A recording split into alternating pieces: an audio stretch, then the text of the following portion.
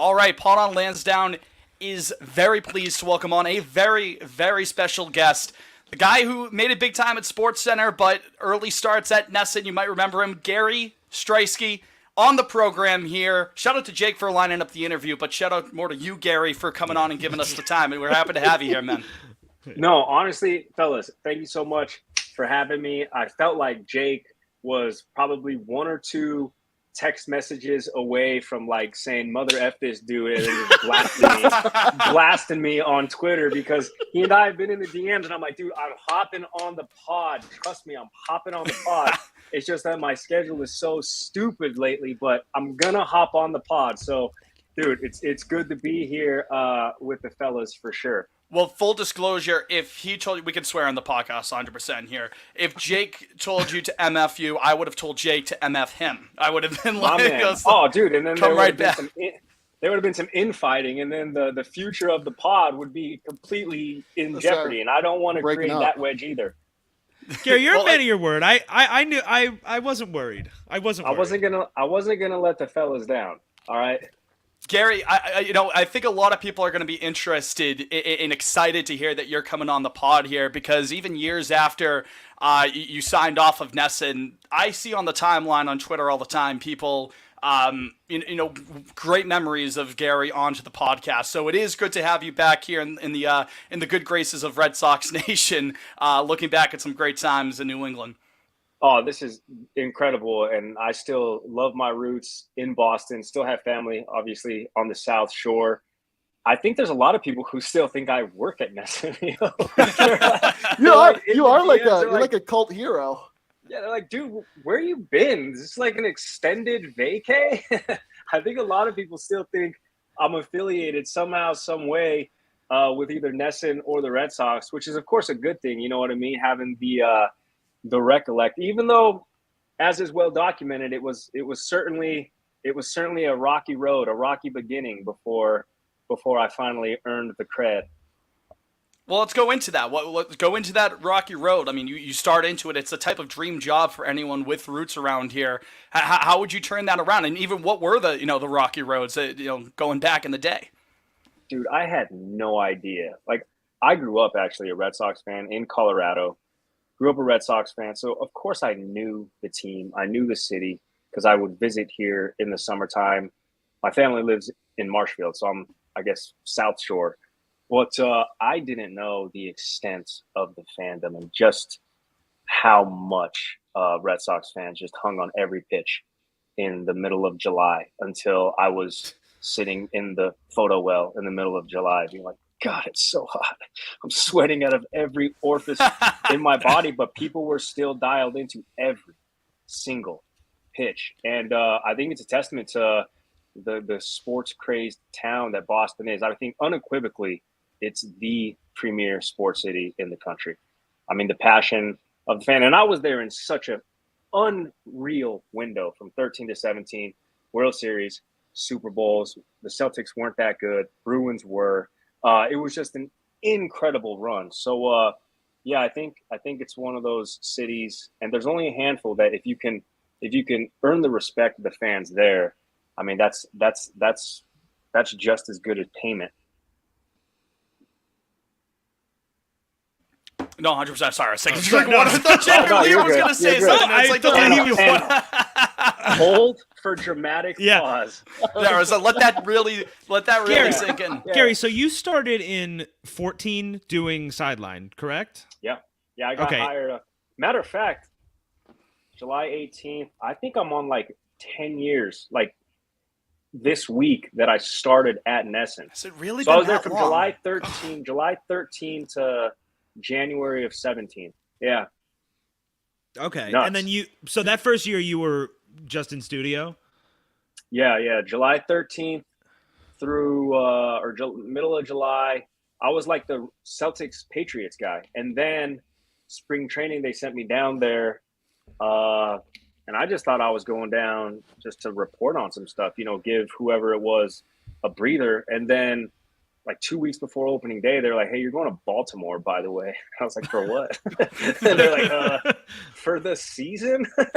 So You picking my vacation right now? yeah, dude, it was nuts. So it all happened pretty fast, and it's cool to see, Jenny and Will be back, effectively reintroduced back in to the Red Sox cycle. 10 years later, it's nuts. He's calling games. Obviously, they're happily married with 2 kids, and I'm friends with them.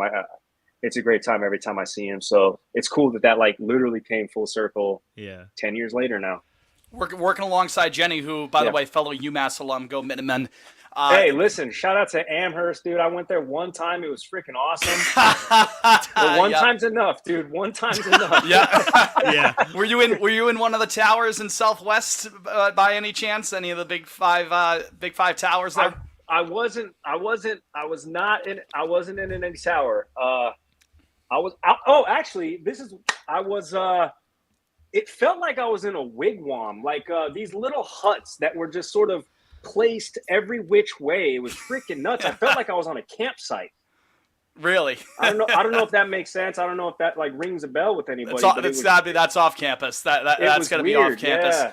Kind of sounds like the mods at BC too. I know that's a little BC content there. Newton College. Yeah, it was a good time. But I can't talk any more about it. No, absolutely. Yeah, you opened yourself up to some legal stuff there. Right. But talking about Jenny, was she a huge part of helping you out, helping to transition to that day-to-day, covering the team stuff? Oh, yeah. Jenny was cool as hell. And I never met her. I heard about the lore of Jenny Dell. When I was there in July, she was on the road. Of course, they were never in studio for anything. So, of course, I was keeping up with it on Twitter, and, she was a fan favorite, and everybody who I worked with at NESN was like, yeah, she's great. Of course, she's never here, but I never met her for the longest time. I think the first time I met her was like in February. She came in for something, and she was as nice as can be. It was freaking awesome. And then, when like that whole turnover thing happened, she was in Baltimore. She was cool. Yeah, she was cool as heck. And now she's doing big things. I think she's the #1 sideline reporter at CBS for their college football Saturdays. Yeah. She took over Jamie Erdahl, who's at Good Morning Football. I mean, dude, the NESN pipeline is ridiculous. I was going to say, like, that's all NESN alum. Yo, the NESN pipeline is stupid. I mean, my boy Jamison Coyle at NHL Network just holding things down. Yeah. Leah Hextall does stuff for our hockey coverage at ESPN. I mean, it's a who's who of who came through. Catherine Tappan was doing. Tappan. Yeah. I never met Catherine Tappan. Yeah, you two didn't have crossover. I don't think she was. I never crossed over with Tappan or Nowco. I never crossed over with them. Nowco. And I never crossed over with Randy Scott, my boy, the Rand man. He left like a year before me, which was crazy because when I was at NESN, people would always be like, "Hey, do you work with Randy? You guys are a lot alike." And I was like, "Who's Randy? He sounds awesome and super funny." No. and then I never met him until like years into ESPN, which again, people would always say, "Hey, do you know who Randy is? You guys are a lot alike. You guys were both at NESN." And I was like, "I've never met this guy." And then I finally did, and the rest is history. So one of my favorite things when you got during your years was your back and forth with Don and Jerry. Yeah. Could you just talk a little bit about like kind of your relationship with both of them? Because that was, I mean, I would have a blast listening to you guys just like, especially those because a lot of the years, I mean, 14 and 15, the Red Sox were not good. So it was always so bad. Remember, it was my fault. Right. It was because they decided to put me on the sideline. Yeah. Remember, dude, those guys were awesome. They were like cartoon characters in the best way, right? Like Don was just this affable, lovable guy, rosy cheeks, big baritone laugh. Like he was always smiling. He was always laughing. And then Jerry, rest in peace, was, can you hear my dog, by the way? She's like squeaking on a little bit. Annoying? That's fine. It's okay. Homie, come here. Good girl. Give me what this. Kind of dog? Oh, she got her lamb chop. She's a golden doodle. Come here. Oh my God, dude, we're actually Missy Mopane and I are actually thinking about getting a golden doodle at the end of the year. Oh my god, they're the best. No, okay, get down. Guest appearance. Yeah, dude. Folks, they're it's awesome. it's adorable. You'll just have to believe us. Adorable. Audio podcast. They're awesome. Yeah, she'll be 5 next month. And then Jerry was this. I mean, you talk about larger than life. I mean, you talk about a legend. You talk about a dude who transcended, especially in Boston, the sport and what it meant to be a Red Sox fan. And, you would get the heads up from the people on the production staff, like, hey, it's Jerry Remy. He's a legend. He can come off as a bit surly, but like, if he talks shit about you and if he gives you a hard time, that means you're good. It means he likes it. It wasn't but a day in. It wasn't but a day in, 2 days in, where he was starting to talk shit, and I was like, I'm in. I'm in there. I'm in. Right? That's I'm in the guy. club. But it was cool, man. I always treaded lightly with those guys because, I mean, they're an institution. I mean, no matter who it was on the sideline, people weren't there for the sideline banter. They were there for Jerry and Don, and me just as equally. Fortunately, I had my front row seat, and I would always be able to see them from the photo well, and you can see into the broadcast booth. And it was awesome. I mean, some of those nights being attached to the broadcast when they were on it. Again, like I mentioned earlier, people still think I work at NESN. People still tweet me every night, during a Sox broadcast, and they'll either send clips or, bring up like an anecdote or like a story from, that 13 to 17 window. It's nuts. It's crazy. Obviously the booth changed and, naturally just has to, and it's in good hands. But yeah, that was a good time. Were you on the game when Jerry's tooth fell out? Yes, dude. And bro, or the lamp game. Dog. Lamp game. Oh my God, the tooth was the funniest thing. I remember they were like, Mike Narachi was the director, and he was like, "Hey, do you got anything?" Because they would come down periodically to say, if you want to do like an in-game report. I'm like, dude, even if I had something, you're not coming down at me when like Don has his bag and he's got a pair of pliers for whatever trying reason. To put it, and like makeshift surgery. Dude, open your mouth, like trying to literally rip Jerry's tooth out, bro. It was comedy, man, and it was so organic with them. Nothing was forced, nothing was scripted, nothing was staged, nothing was planned ahead. And to do that 162 times a year, unprompted, and to be able to carry, because obviously this was before the pitch clock. So some of these games were 4.5 hours, 5 hours. You got to entertain somehow, some way. And those guys did it every night, man. It was incredible. Yeah. And I say it every time. And not for nothing, because I'm 36 and this was almost 10 years ago. You guys were what? Middle school? 15? I was in college. High school? I was in high school. Yeah. Oh my God, dude. Yeah. We are getting old. Oh yeah, we're totally washed. 20s? Yeah, I was like, what, Yeah. 19 or 20? Oh Yeah, my I'm 27 God, now, dude. so. Holy smokes. So that was like defining moments and summer nights in your guys's Oh, Oh, yeah. yeah. 100%. lives, right? 100%. Yeah. You mentioned a couple minutes ago, Gary, like people at the end of the day come for the games on the broadcast, which 100% is true. But to be sitting there on a beautiful July, August night when the team is absolute dog shit, for lack of a better term, in 14 and 15, they still give you a reason to tune in. 100%. Yeah. Don's going crazy about a lamp he was just given. You know what I mean? I love the lamp one. Obviously the Here Comes the Pizza being a timeless classic. Everyone goes about that. The tooth stuff, you name it. The other night, somebody brought up the other night and sent me a clip about the batch. One of my friends' friends was like, "Wait, Gary Streisky?" And then they brought up the bachelor party. The bachelorette party. We had bow ties on for the Red Sox Foundation, and Jerry went and sent me off to find some bachelorette party, and it ended up somebody wasn't supposed to be at this bachelorette party. The clip's on YouTube, and I was like, Jerry kept egging me on. I was like, dude, Jerry, if we keep asking these people questions, I don't think the wedding's going to happen, dude. So let's get back to you in the booth. What's going on down there in the field, man? It was a riot, dude. It was such a good time. It's a fine line to walk there. I know. I'm actually super impressed that I never accidentally cussed, that I never accidentally said anything egregious. Dude, it's a hot mic. Obviously you guys watch. There's no lag. There's no delay. Dude, you're hot. If you're working, you're hot. So I'm glad I've never done that. I've yet to do that, in my career. So a week from now, when you drop 15 F-bombs on SportsCenter, we'll be like, well, we jinxed that one. Yeah, hey, listen, you can cuss on TV once. Yeah. You know what I mean? Like, yeah, go ahead. It's the first time, and it'll probably be the last time, depending on what you say. But I don't know. We just hired Pat McAfee, so maybe right. Yeah, he did. Yeah. Maybe Loosen it the up strings there. get a little bit loosened. I don't know. Have you already started working with McAfee? What's he like working? Yeah, with? I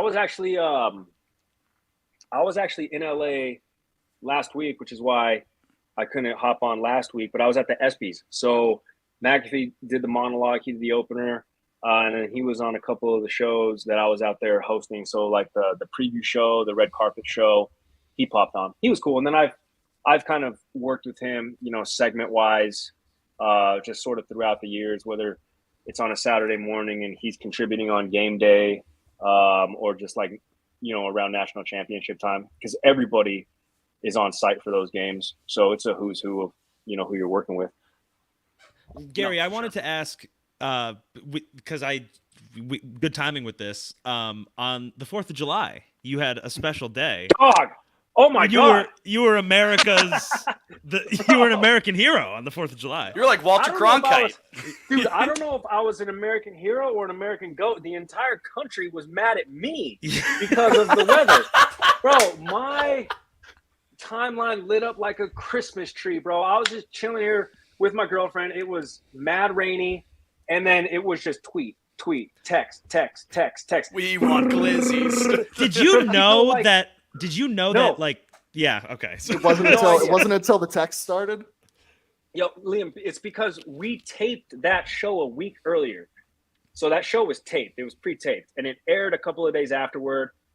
And it gets airtime, to fill time late at night or between shows, which is whatever.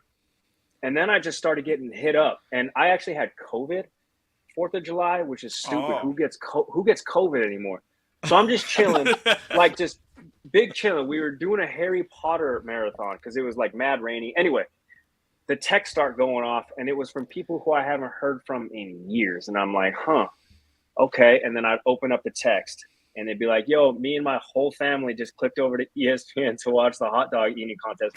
Why am I looking at your stupid face? And I'm like, no.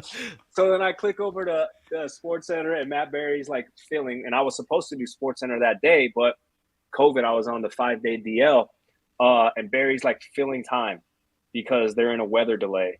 But prior to that, it was the ESPY show, and dude, my phone was lit. So thank God that Joey the Jaw was saying, hey, we're going to go do this thing. Otherwise, I would have been. What a beautiful moment. The unofficial 2023 Nathan's Hot Dog Eating Champion, bro. That was a good time, though. That was a good time. Hey, listen, man, if I can withstand the ire of Red Sox Nation hating me on opening day of 2014, I can withstand the entire hot dog country. fans. What are the hot dog fans at that point, right? The entire country being like, who is this guy? And get him off my TV. I mean, imagine how many people saw your face that morning. A lot of people. Yeah. A lot of people. People care about those hot dog contests. They really do. And I had a juicy take. I had a juicy take on the show that I was getting. I was catching strays from the juicy take that I had. And in retrospect, I stand by it, but it was best championship performance. And the nominees were like Max Verstappen, Lionel Messi. Gosh, there was one more. And then Rose Zhang, who was a professional LPGA golfer, just turned pro, had the longest consecutive streak at number one in the history of amateur golf.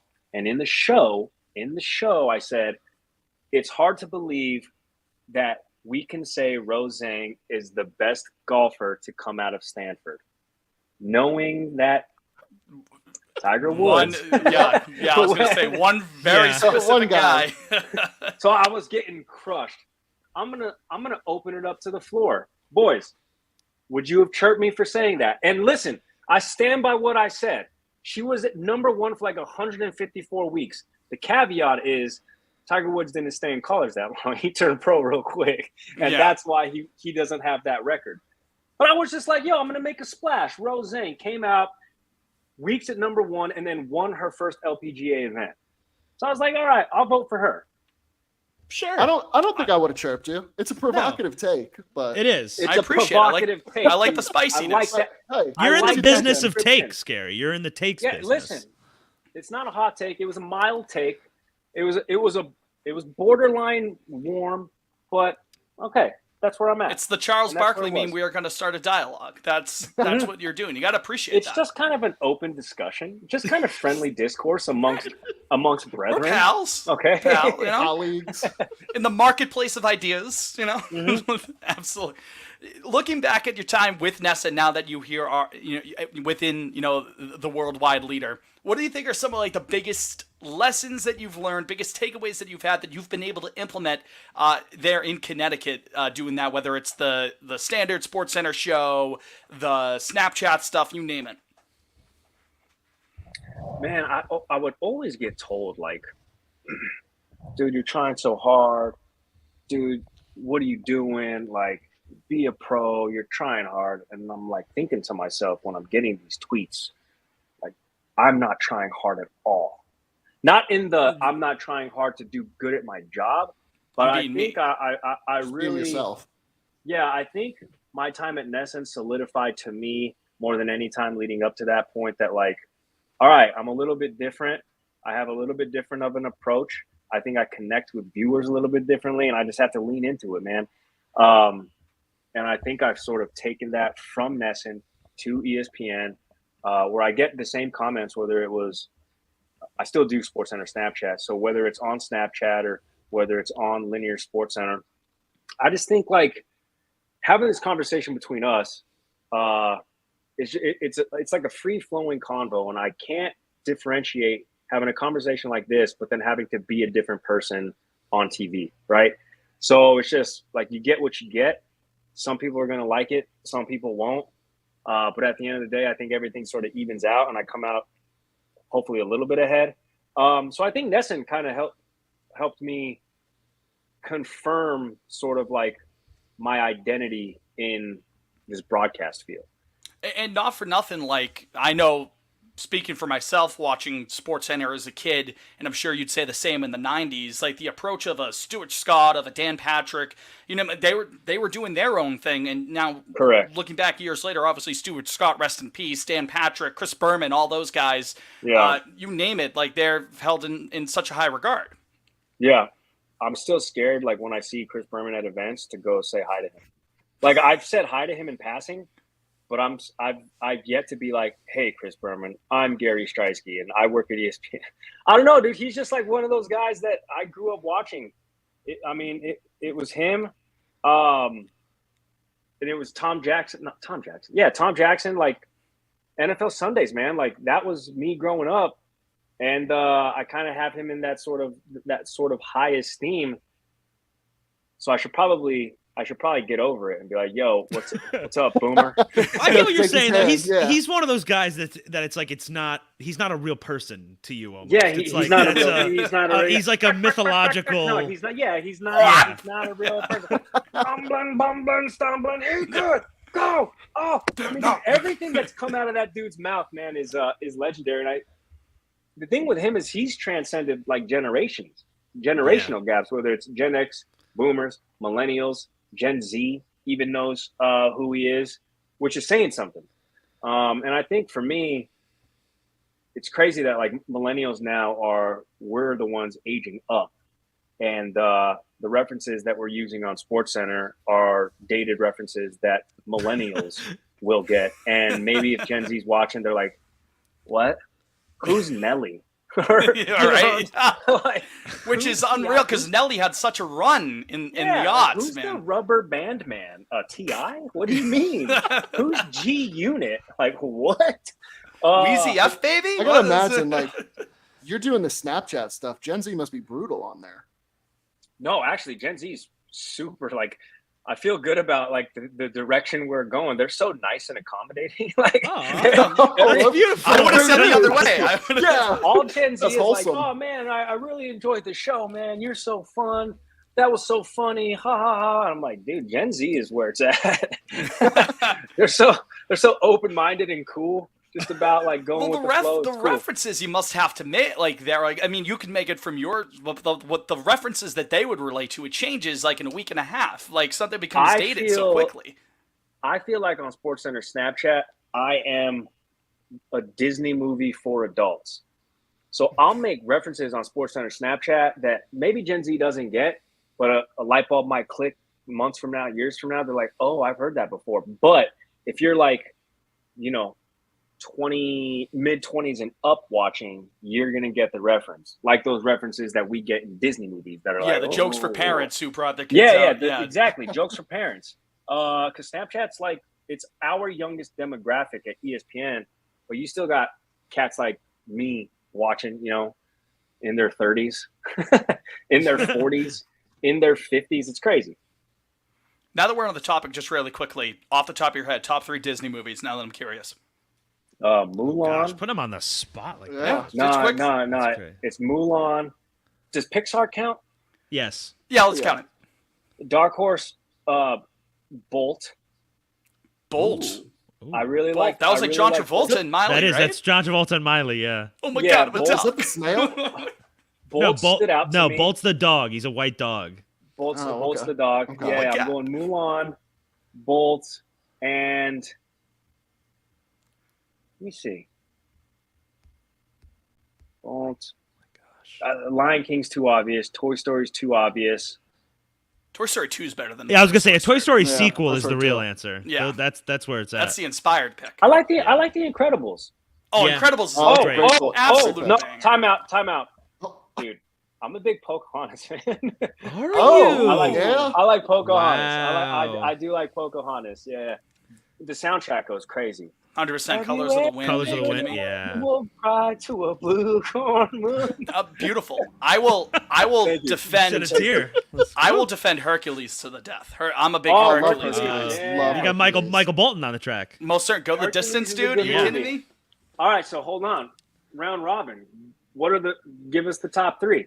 Fitzy, All right, you so- go first. All right, so I'm always gonna say like it's you know the point, like Rocky 1 is a better film than Rocky 4, but Rocky 4 is probably a better movie than Rocky 1. Like Okay. you know what I mean? Like Rocky 4 is just fun, you know, but All right, like Fitz, a better just answer like, the piece question. of art. So the point is that like Lion King let's is in my cut top to it. 3, but Lion King's probably a better film than Hercules, but I like Hercules more. So that's 1 and 2 there, and then to throw in some Pixar love, I am a huge defender of Finding Nemo. Finding Nemo is probably top 3 Yeah. for me. I movie. mean, Which is obviously, a lot of incredible. it's what you grew up with, so I would say that's in my top 3. And the fact that Finding Nemo is like 20 years old now. At this point, is yeah, I think it was nuts. 2003. Yeah. Is nuts. Shark Bay, ooh ha. I mean, that's All right, so timeless. I'm a Pixar guy through and through. I love Pixar. It was like those were my because I'm a '99 baby, so I Holy was shit. I was like a kid in those golden Pixar years, you know, like Yeah, dude. So Finding Nemo is probably one of mine, and then I adore Toy Story 2. Yep. Okay. Yep. When She Loved Me will still bring a tear to my eye. Oh Like a gosh, grown I don't man know. cries. Probably The Incredibles, but it could be Monsters Inc. It's one. It's Oh, that's- Monsters Inc. is Monsters good. That's tight. Yeah. Welcome to the Himalayas. Yeah. Monsters Inc. is good. Yeah, that's good. That's good. Yeah. I'm not gonna go any Pixar. Sorry, Jake. Oh, that's fine. gonna- No, yeah, hey, I'm gonna go. Renaissance. Give us the classics. Yeah, He's like, oh, yeah. Fantasia. Yeah. Pinocchio. Fox the Hound. Pinocchio. Yeah, exactly. Fox, dude, Um, Fox and the Hound. Fox and the Hound. That's a Dumbo? tearjerker. Yeah. God, I'd probably go Hercules, Mulan, and Tarzan. Tarzan soundtrack is insane. Oh, Phil Collins. Dude, just- Yeah. Some Crazy. ISO characters, dude. Hell yeah. Yeah. That's The Rosie O'Donnell gorilla. Yeah, right? that's right. Turk, Yeah. I think. Turk. Listening? That Cam. sounds I believe sounds so. right. Turk. Yeah. Dude, funny story about Mulan. I thought you were gonna say Rosie O'Donnell. I was like, Yeah, all right. hey, what's the deal with Rosie? When they made the live action of Mulan, which by the way, I think objectively speaking, was the worst live action Disney movie they've ever done. Most of them are Good. not good, but I haven't seen it, so I was worried he was. No, gonna say Beauty and the Beast is really good. you know what? Yeah, Actually, solid. the Jungle Book one, I actually Beauty thought was and good the as Jungle well. Book, very good. Yeah.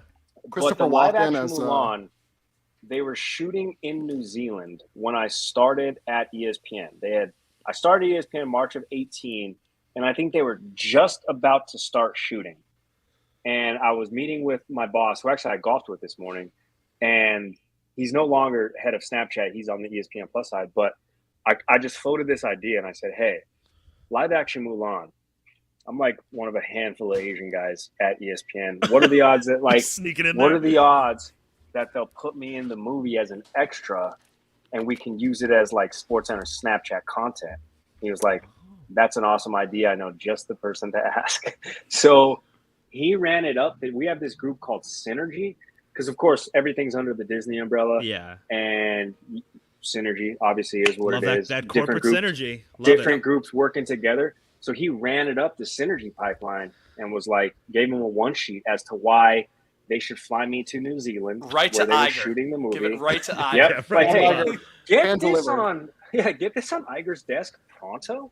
And they shot it up the chain of command to get me as an extra for Mulan, which obviously didn't happen because, of course, that would be all over my social medias and you guys would know about it. But Yeah. it did die a death on somebody's desk where they're like, who and what? You want to go where? Who? For who? Yeah, bro. Gary I- Struz. Yeah, they're like, dude, this guy hasn't even got out of his 90-day probation period yet. You're- You want us Help- to put him in a movie? He's not even on the healthcare plan yet. Like, I know. Like, Gary, damn, do bro, you what? get to do any stuff like on the like Hollywood side ever, like any crossover stuff like that? No crossover side like that, but we have the Synergy group, and I have like one of the coolest things I've done was when Mandalorian came out. You know, we do like the Disney ESPN commercials, and I got to play the Mandalorian in a commercial. It was pretty sick. Like, Yeah, did you it wear was- the suit? really? Oh yeah, oh Oh yeah. shit! That was pretty sick. I was in a commercial with Kenny Mayne, and that was pretty lights out. That's all gotta right.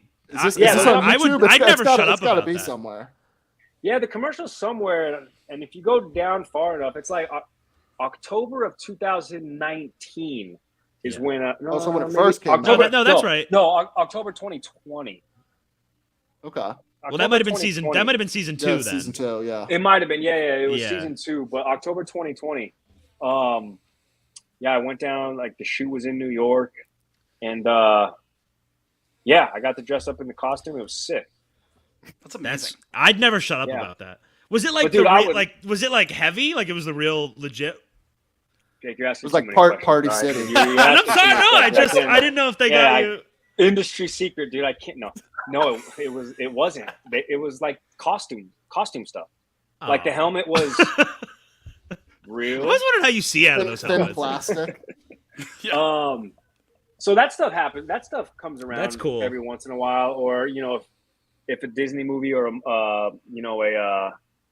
MCU movie is coming out, they'll have some sort of crossover like Synergy stuff. They'll incorporate some of the ESPN folks into the branding, and it'll be like a commercial. So that's some of that stuff has happened before. Yeah, there you go. You got Yeah. all for the brand, baby. All for the mouse. Yeah. All for the mouse. The mouse. Yeah.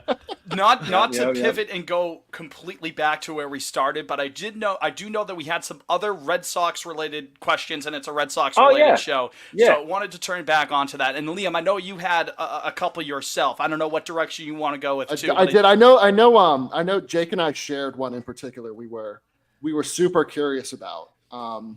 So this was something that laid low for a long time, and I think it maybe came out after you had left Nesson.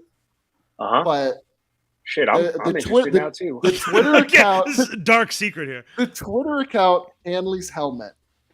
You got to tell that story because that was that's your Mona Lisa. Yeah, we were like, who is this guy? We all thought. I mean, I remember the account like it was yesterday. And then one day, I don't know if it was like Carabas was just like, yeah, it's Gary. Yeah. Jared blew the whistle. He blew your cover. Yeah. Yeah, dude. He leaked the documents. Yeah, dude, it was me. I mean, everybody remembers when Hanley. I mean, he showed up to spring training when he had a position change and he didn't have his own glove, dude. Like, so. I did not. Yeah, so I mean, his equipment fiascos were well documented, and it became a thing, right, where he couldn't keep his helmet on. And the executives at Nesson were watching my Twitter account like a hawk. So God. You know, what a nightmare.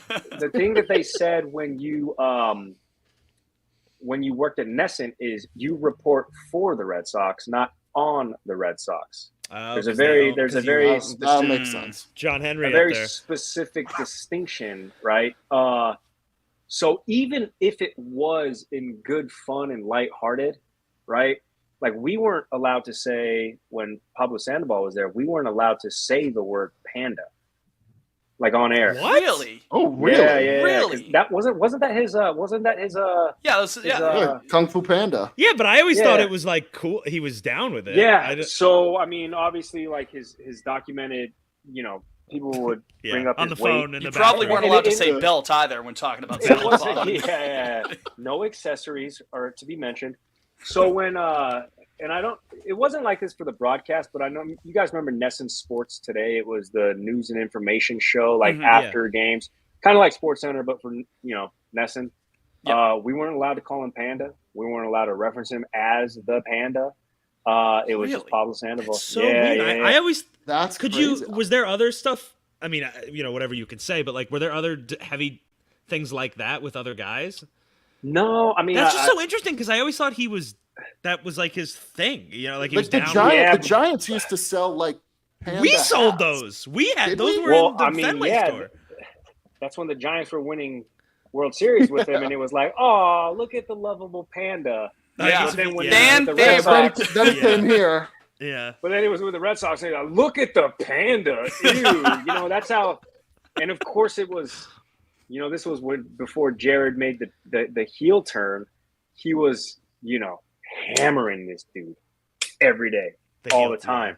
Yeah. Right. So it was just like we aren't gonna add fuel to the fire. And I think I've said this. I think Jared's the best voice for baseball in the country back then, even now. So that stuff was getting so much traction that Nesson was like, you can't refer to him as a Panda. So anyway, so funny. I say that to say, what was the question? Hanley's helmet. Hanley's helmet. So the Hanley's helmet thing, it would fall off. And I was like, well, I don't want to get in trouble from tweeting from my own account, even though it was like stupid stuff. I miss you. We're so attached, but no more. Whatever the hell I was tweeting. So yeah, man, I would just tweet, just toggle over from account to account. I mean, I was watching it as it was happening and people were talking about it. So yeah, I was just toggling over. And then I left Nesson. And I think that summer I was bored and I was like, oh, by the way, I was Hanley's helmet. And is the account still up? Took the mask off. Oh, it is. It is still up. Yeah. Oh, is it? It is. Oh, I don't have access to it anymore. Yeah, you tweeted September 28th, 2015. You admitted it was you. Oh my gosh! So September.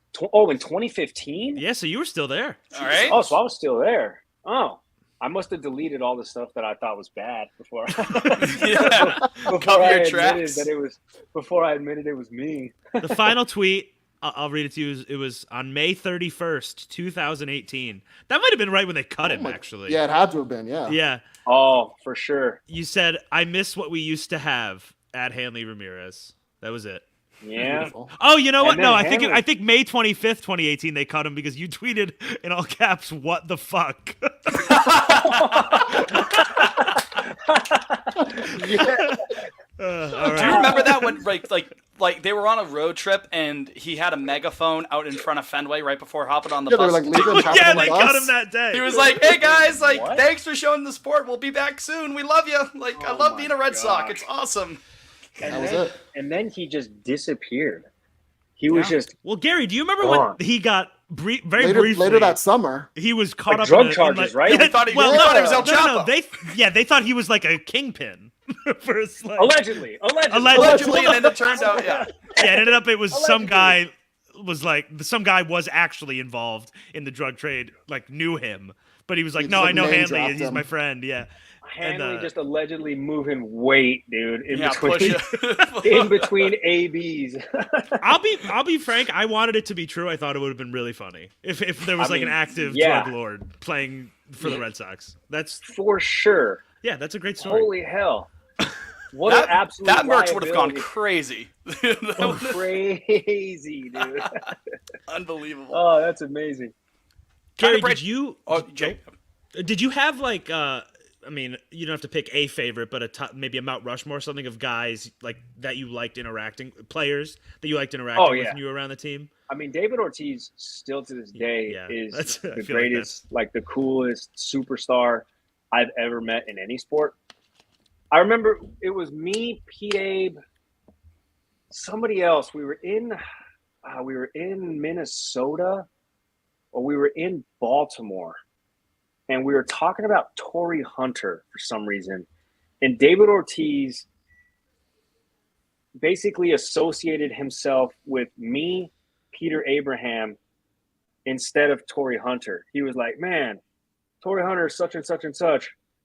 Must be nice for a guy like that. Am I right, boys?" It was something along those lines where he likened himself to just a regular dude.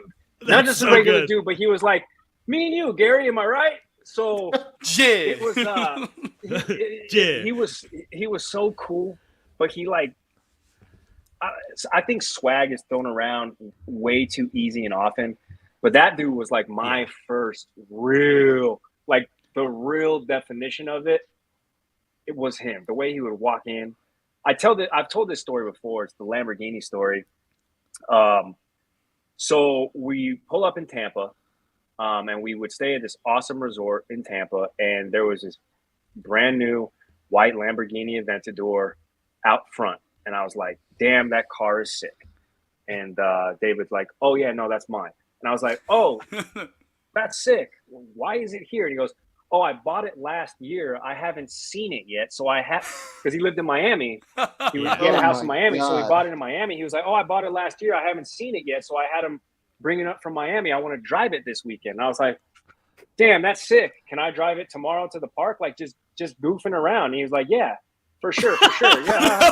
He was like, "Yeah, for sure. Meet me in the lobby tomorrow." I'm like, "Oh, yeah, okay, David Ortiz. I'm going to drive your Lamborghini." So next day, I go to the park, I'm riding the shuttle, and I get to the clubhouse.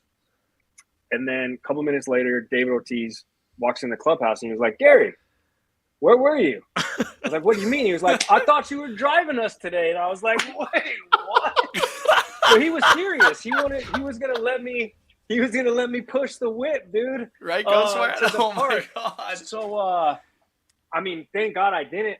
I would have put it into a wall, bro. Like I was gonna say, I'd be so beyond. I'd be terrified. Yeah. I feel like I'm gonna breathe on it the wrong way, right? Just an example of him being like, "Yeah, no, for sure, all good. We're both going to the same place. You might as well drive." He was just like so cool. But man, he was cool. Mookie was cool because we got Mookie. Like I was there for Mookie's debut. Mookie right? came up in 14, yeah. 2014 in Kansas City, I want to say, because Bronx. he was. It was the Bronx. Was it New York? Okay, maybe then. Jake, did you just actually Gary Straisky? Yeah, I did. I did. No, I need the correction. So maybe in Kansas City, what happened was because, of course, he was a middle infielder, and I think maybe then we were in Kansas City when Farrell put him in the outfield for the first time. Does that make sense? Does that check out? That makes sense. Maybe. Right? Okay. Your guess is as good as ours. So we were in KC, and I think that's when he was like, "Yeah, we're gonna put Mookie in the outfield," and we were like, "Huh? He's a second baseman," and he was like, "Yeah, he's an athlete. He'll figure it out." obviously he figured it out. So that was kind of cool to see that. And then Brock Holt, he's just like Brock Holt's like a folk hero. This is like my Mount Rushmore when I was there, getting to interact with players, right? So it was Ortiz, it was Mookie, it was Brock Holt. My girlfriend is the foremost Brock Holt authority. That's her North Star, favorite player. Oh, he's the man. Yeah. I was gonna ask. I mean, we talked about Ortiz. I mean, you got a front row seat to Ortiz's final season, but you also had a front row seat to the summer of Brock Holt in 2014. Listen, what was more magical? All-star. I mean, listen, I don't remember David Ortiz ever hitting for the cycle. All right, that's true. It's true. It's a good point. I think in 2015 he was like our lone All-Star, wasn't he? Yeah, he was the only one. That was the All-Star game in Cincinnati, and we were like, "Damn, this sucks." Cincinnati, that's a lovely city, Gary. Come on. No, Cincinnati rocks. Walk the Moon performed, and that was when it was like, "Shut up and dance" was the big one. That song, and that band is from Cincinnati, so the stars just aligned that they, performed. That was a good time. Man, it was really cool traveling with the team because I was 20-something and traveling with the squad, and we would obviously be places for nights on end. And half of the cities that we would go to, the hotels would be attached or within like a 5-minute Uber to a casino. And that's where we would spend a lot of nights. Yeah, we spent a lot lot in casinos. That was a good time. Not to tell any tales out of school. Any high rollers that you play. I'm not saying that maybe that's the reason why that particular team finished dead last. But, listen, there were certainly nights when it was like 4 a.m. and we were in the high roller room, and I'm like, we got to be at the park in like 6 hours. We should probably leave. You know what I mean? It would just be like a player in the high roller room at like 3-4 in the morning. I'm like, damn, all right, well, I'm gonna chalk that one up to an 0-4 tomorrow. Yeah, I was gonna say, whatever team's about to take us behind the woodshed. Yeah. So with that one, you could probably have your suspicions as to who the player would be, but we don't have to throw anyone under the bus there.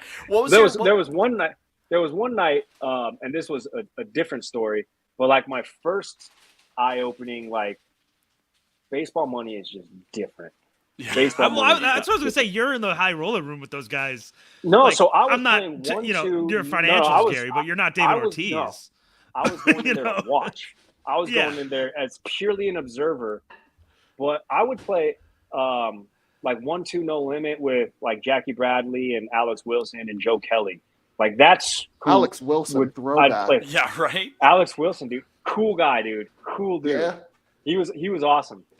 But one night in Pittsburgh, stumbled into the high roller room, and it's Mike Napoli playing $10,000 a hand blackjack. So I wasn't going to say anything. Yeah. I was expecting Napoli. I was going to say that's the guy. I've seen him with the shirt off picture after the World Series. Yeah. I had my suspicions. That guy could party. He could party. It was awesome. I mean, did you see his glasses? Before we go on road trips. Yeah.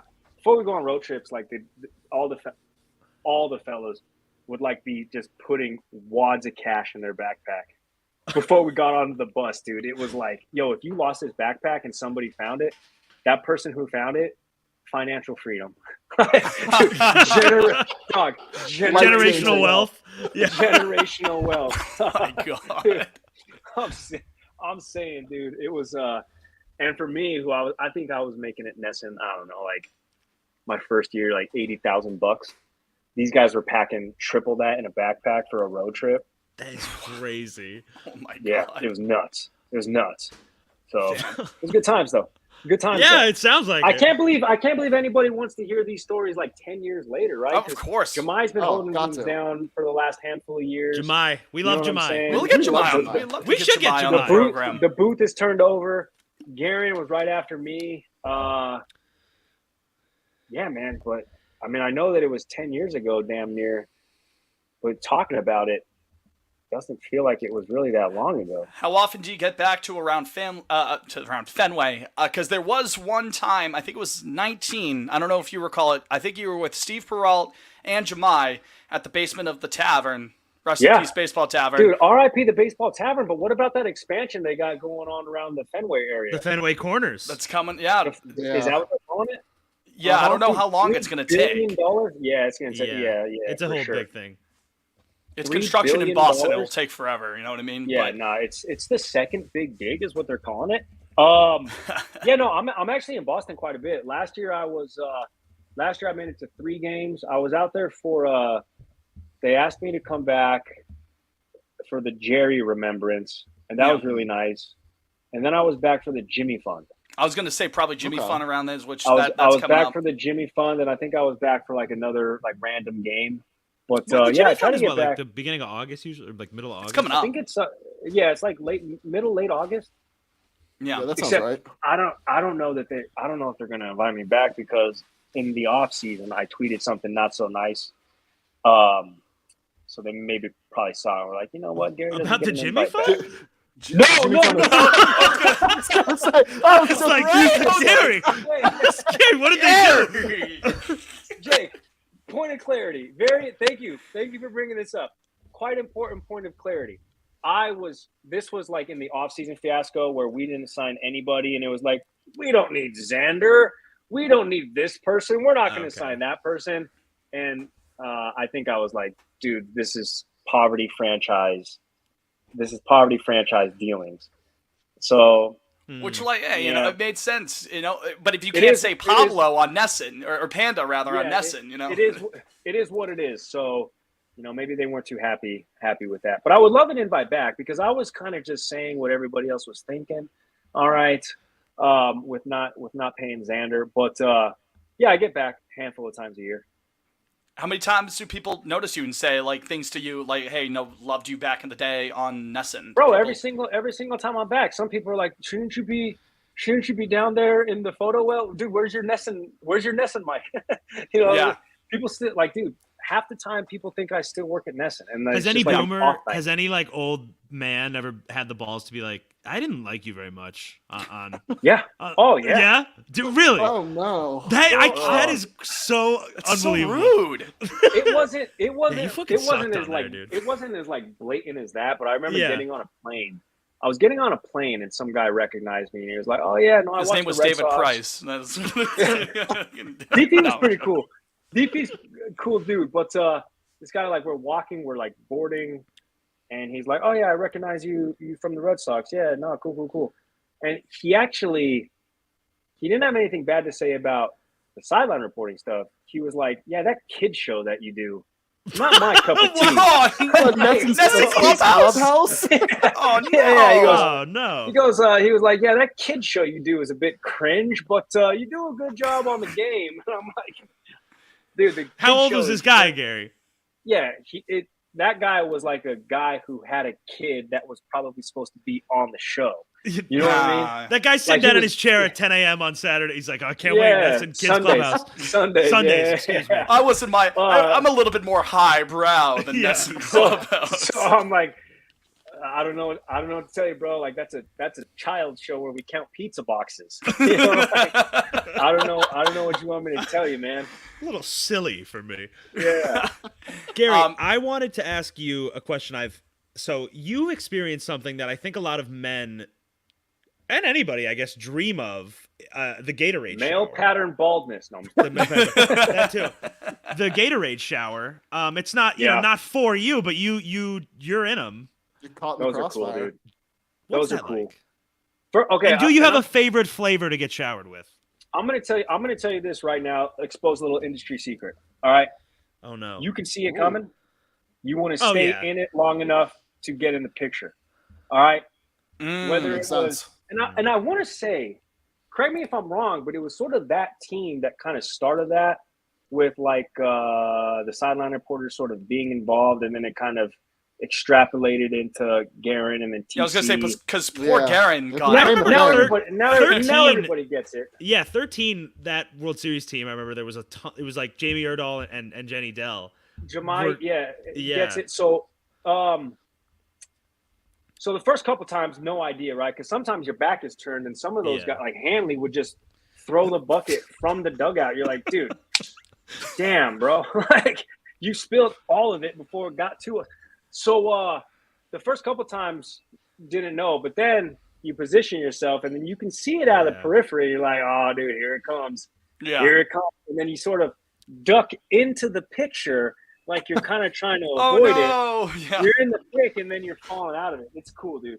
It's cool, man, because that's just like a moment that gets captured forever. And for those players, it's, a dime a dozen. But for somebody who gets to experience that at a professional level, even though you're not the main subject of it, it's a good time. Except having to, like, go home all sticky. Like, well, that's what I was gonna. I mean, does it? What happens after that? Yeah, yeah, dude. Like my girlfriend at the time, she lived in the North End, so I would just like go to her house afterward, and I would just be like super sticky and hot and humid, and I'm like, hey, why do I smell lemon lime Gatorade? And then a lot of blue.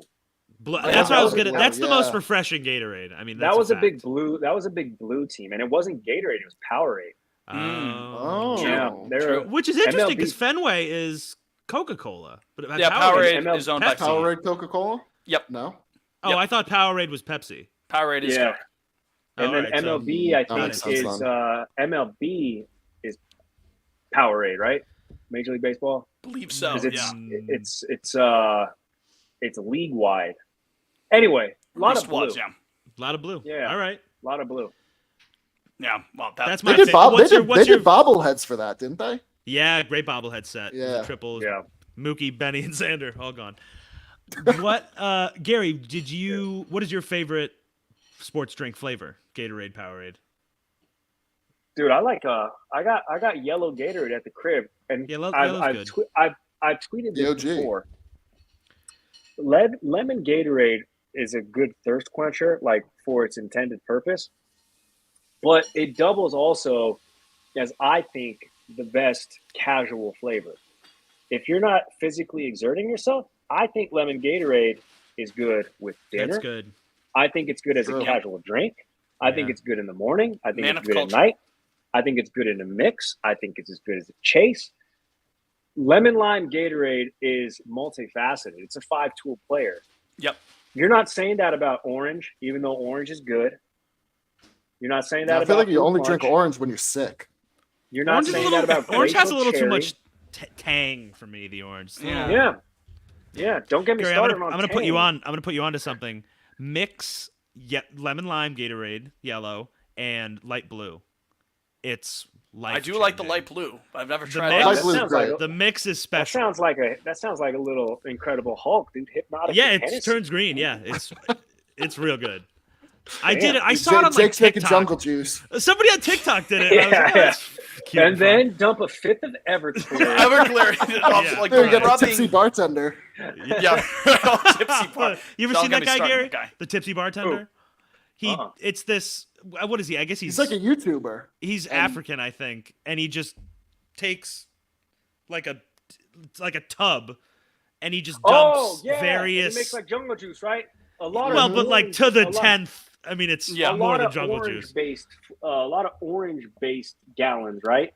Yeah. like blue curacao, like stuff like that. Yeah, I have seen that. I have seen that guy. I'm a big fan of his work. Dangerous. Big fan of his work, as in his videos or his drinks. I can't say I've had one of his drinks, but I like his videos. Both. Man. Well, Gary, are you on a time crunch at all? No. All right, cool. I wanted to ask you, Gary, this has been eating away at me for 5 years now almost. How did you swing a float at the 18 parade? Dog, how? Dude, no idea. First of all. All right. First of all. Case closed. The fact that you're calling it a float when I was literally just sitting. Yeah, what was it? It was like truck, I was just sitting in the back of a truck by myself. It was the media truck.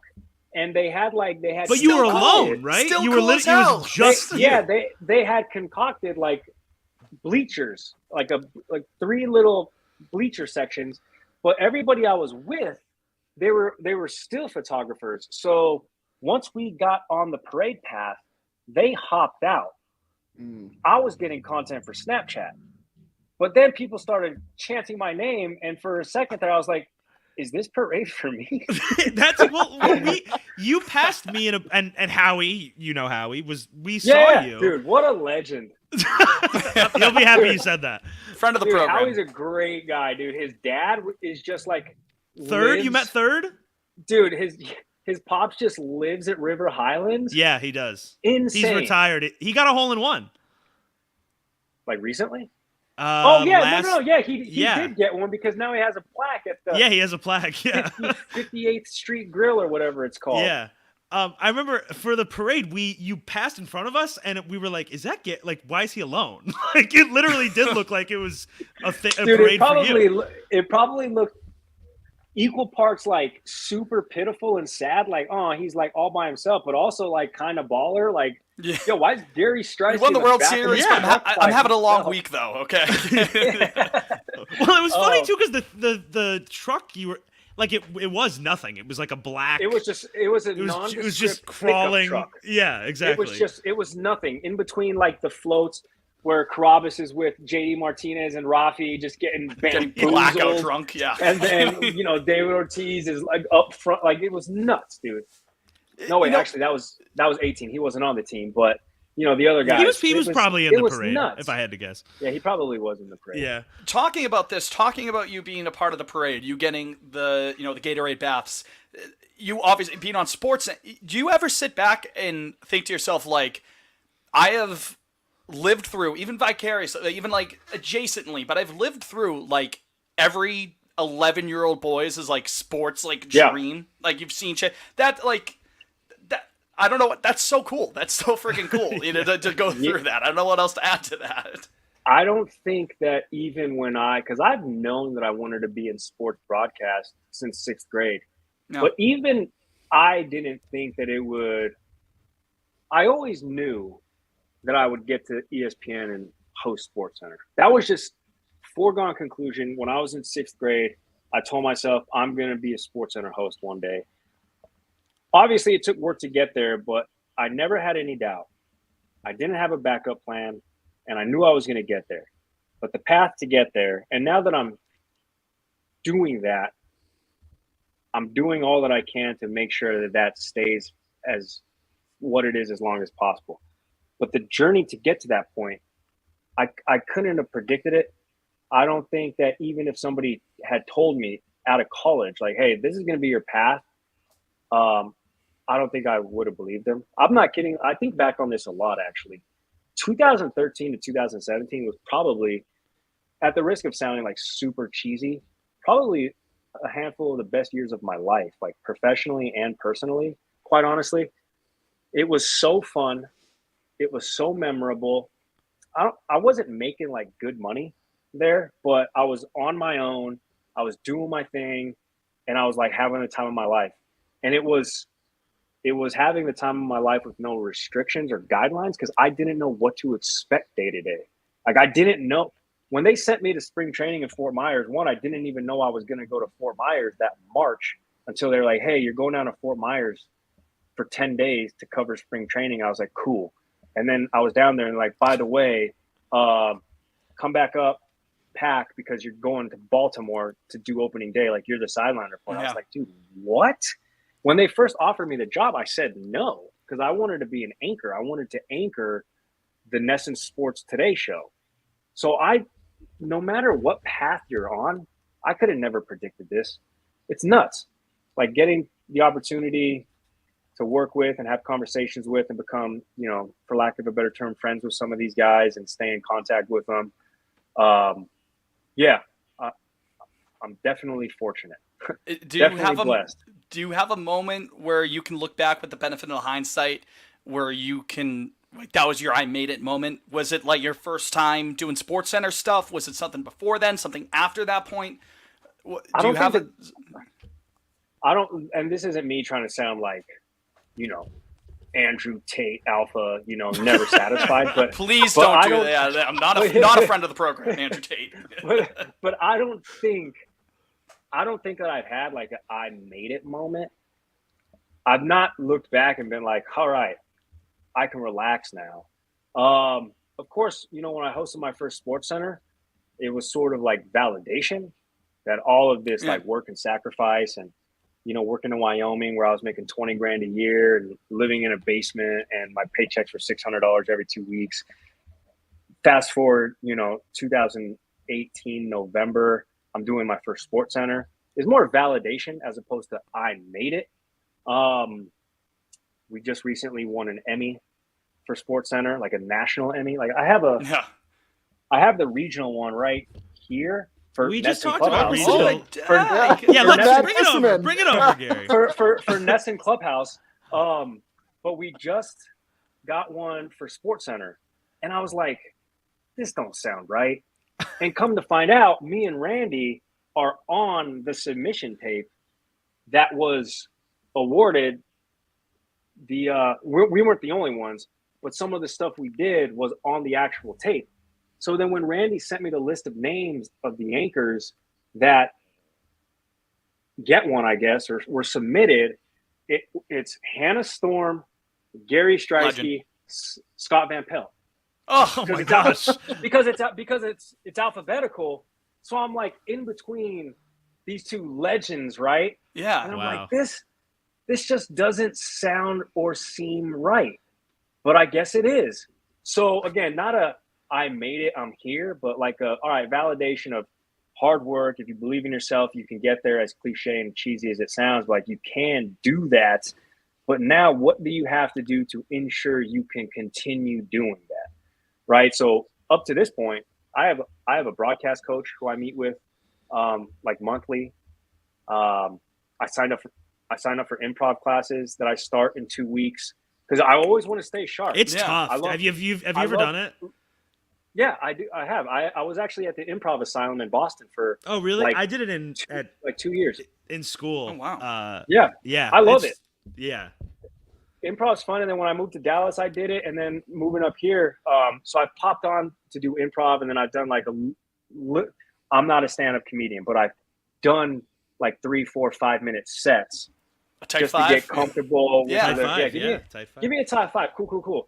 I'll give you 3. Yeah, but so anyway, I say that to say I do all these things now to make sure I stay sharp, so that way I can stay in the position that I'm at right now. Because it's not I made it. It's okay. I got here. How can I stay here? Right. And is that like probably like that sounds like just a general good piece of advice for anyone who would want to do this. You know what I mean? Oh my gosh. Yeah. And truly in any industry, but I would say, and with you guys too, in this space, broadcast space, like everybody wants what you have.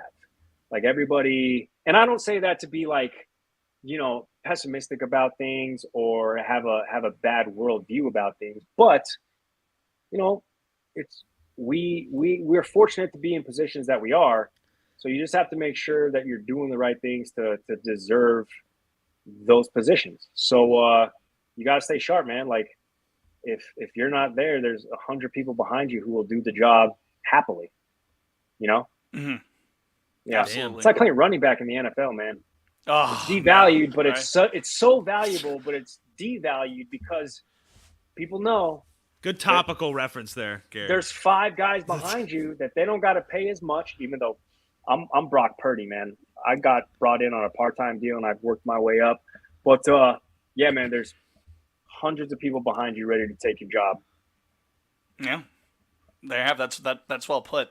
Oof. Life lessons with Gary. That was inspiring, though. Exactly. I mean, Gary, you should do motivational speaking. Hey, you and Michael I've done a couple speeches. That's part of the Gary Striewski media kit package that you can get. Do we get that? I do commencement speeches. All right. I was gonna say you did a commencement speech, right? Yeah. I did a commencement speech at my school in Denver back in December. Wow. So that was a good time. Yeah, that was fun. Absolutely. I wrote it the morning of. Really? That's so fun. That's gonna go great. Before you came on, we were talking about how we all procrastinate. We're awful procrastinators. Well, the morning of, not the morning of the actual speech, the morning of its actual due date, which was like a week before. Oh, they probably got to skim it, Yeah, they got to vet it. Yeah, approve it. Yeah, they're like, you're gonna say what about who? But yeah, I wrote it that morning, even though I had legitimately like a 3-month a 3-month advance warning. That's right. Yeah, because I remember I was golfing with my friend, and I got the email, and I was playing golf with Kenny, and then commencement was in December, so that was like September, October. Yeah, I had like a 3-month runway, and I was like, dude, I'll get it done. I'll get it done. You did, to be fair. How long was the speed? Like the length? 20 minutes. Oh Jesus! Oh, wow. Yeah, it's actually pretty damn good too. Listen, I'm not here to toot my horn or give myself a pat on the back, but I thought it actually ended up. Gas yourself up a little bit. You deserve it. Is it on YouTube? I'll give it a watch. I love a good speed. It is on YouTube. If you got 20 minutes, man. I got all the time in the world, Gary. Yeah, I thought I was gonna go viral like he might be an admiral in the Navy. He did the speech at UT. Make your bed once, like in the Yeah, morning, and that's what all I'm you saying, need. yeah. Right? Yeah. Yeah, make your bed. Keep swimming. Yeah. Get Sandy or whatever they were. Like Conan O'Brien gave one at Harvard. That's pretty popular. I think. Yeah, I was Googling notable just good commencement. yeah. And it'd be like him and Ken Jeong and Elon Musk and a couple of other people, and I would watch them and I'd be like, these aren't inspiring me at all. Especially the Elon one, I would imagine. Yeah, so I didn't really garner any inspiration from any of them, so I just wrote from the heart. There you go. Inspired you. Yeah. Guys, I don't know if you have any other questions, but I mean, I have an audience submission. Audience actually. submission. So is that Sophie? Yeah, Sophie, my girlfriend Gary. She's a big Alex Earl What's up, fan. Sophie? Gary says. Oh, okay, yeah. And she apparently you recently referred. What was the situation? He was talking about how that asshole Tyler Wade wouldn't post her on Instagram, and they broke up. Correct. It's aggressive. And I mean, Sophie, but Alex by name and simply referred to Tyler Wade as, quote, her boyfriend. Yeah, so I guess. My question is the official ESPN stance Team Alex? You care to answer that, Gary? I can't say. Can you go on the record? Sophie, thank you for your question. Thank you so much for your question. The official ESPN stance is we are Team Alex, of course. I did mention her on SportsCenter, and she made a video about it. Alex Earl did. She was like, my dad's friend called me and was telling my dad how a guy on SportsCenter mentioned my name this morning. And then I, of course, duetted that with the clip and, garnered some views from that. But then I've seen her at a couple of events recently, F1 in Miami, and then at the ESPYs last week, I talked to Braxton. And here's the thing. Asshole boyfriend. Oh no! Is Braxton in the doghouse now? Yeah, he Liam and I are like, what is going on? Wait, he did what? With Alex Earl. No, okay, hold on. That's a lot of hearsay. Hold on, I'm not. Allegedly. Sophia posted the receipts. She posted it on her Instagram story, the timeline. Because they're still talking, right? But here's the thing. I saw them July 19th. It was last Wednesday, and they walked the red carpet together.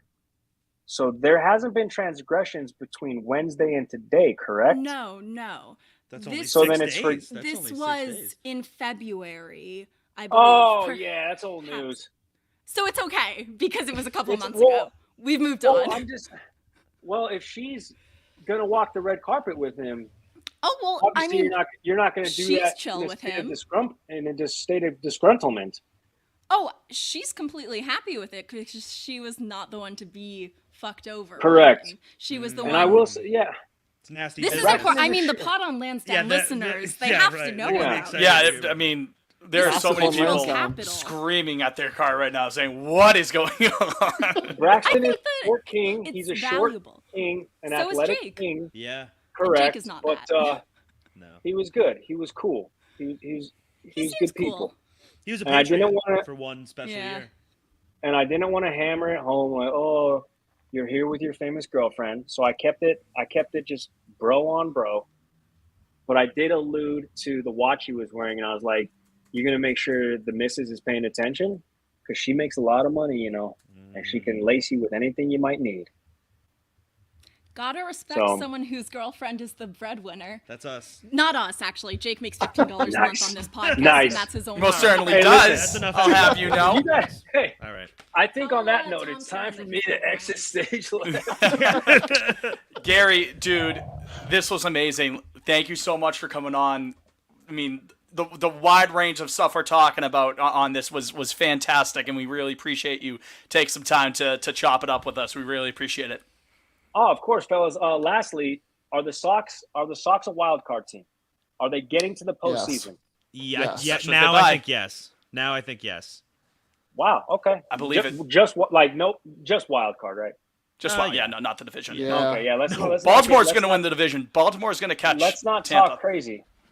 No. Yeah. Keep it realistic enough, but basically is what we're saying. Get ready for the 2023 parade because you're going to have to get into another truck and you have to be on part another of that. truck. Yeah. Just me in a lonely pickup truck bed. Absolutely. Gary, again. Gary, I'll look if I have a picture of it because I want to say I took a picture of you, and I'll text it to you if I do, amazing. But it's so funny. That's amazing. Gary, fellas, again, man, thank you so much. Yeah, no, thanks for having me, guys. It was great chopping it up with you, and link me when this is. When is this coming out? Tomorrow. Dropping tomorrow. Oh, wow. Okay. Yeah. Quick turnaround. We're all about that quick turnaround here, Gary. Yeah. All right. Good to see you guys. Tell Howie I said what's up. I will. All right. All right. Thanks, Gary. Take care. Thanks, Gary. Peace.